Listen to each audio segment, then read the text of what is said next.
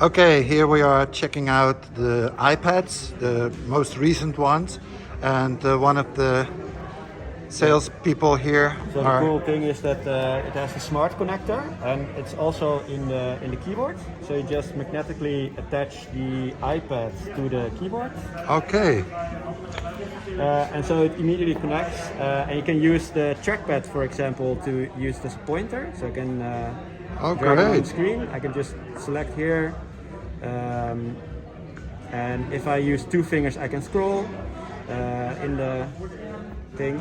And the cool thing is, if I swipe with 3 fingers, I go back to the home screen. Great. Also has a backlight, of course. You can adjust it to multiple angles. And it's also physical keys, of course, so it's really easy. And if you don't need it, then you can just slide it back. And this is the iPad Air, but we also got the Pros. And which one is the on the left? This is the normal iPad, Okay. which has the connector on the side. So in that case, you only have one viewing angle, and it's soft keys. So, Oh, okay. The iPad Pros and Airs are somewhat better. Yeah. Okay, now and we have to. This is the Pro. This was the Air, Yeah, that's Air. and this is the Pro. And what's the difference? The screen? Yeah, of course the screen, but also the innards are somewhat different. So it has the M1 processor, for example, which is the same processor as the MacBook. So it has really good performance. So if you want to use it for like video editing or playing games, then the iPad Pro is more better to use it. Yeah. And why should I not buy this one instead of MacBook Pro?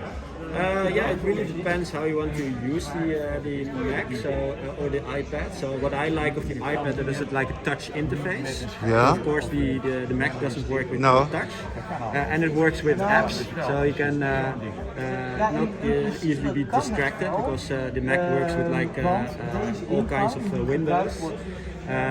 But the Mac is in some cases more advanced. So if you look at the Mac Pro which you bought, it has this M1 Pro and M1 Max processor, so it is even better in the performance. And what about the price? I paid about 2,300 euros for the Pro Mac. Yeah. So if you look at the iPad Pro, they start at 1,290. Oh, okay.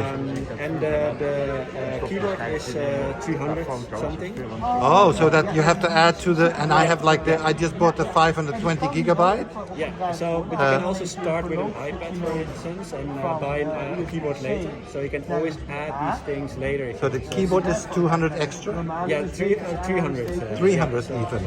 Yeah, then you're already approaching the price of. But I like the fact that the iPad is like really versatile. So I use the iPad Pro myself, but I don't need a keyboard. So you can choose how you would like to use the. Yeah, that's true. Okay. And we also got the smaller one, of course. So this is the 11-inch iPad Pro.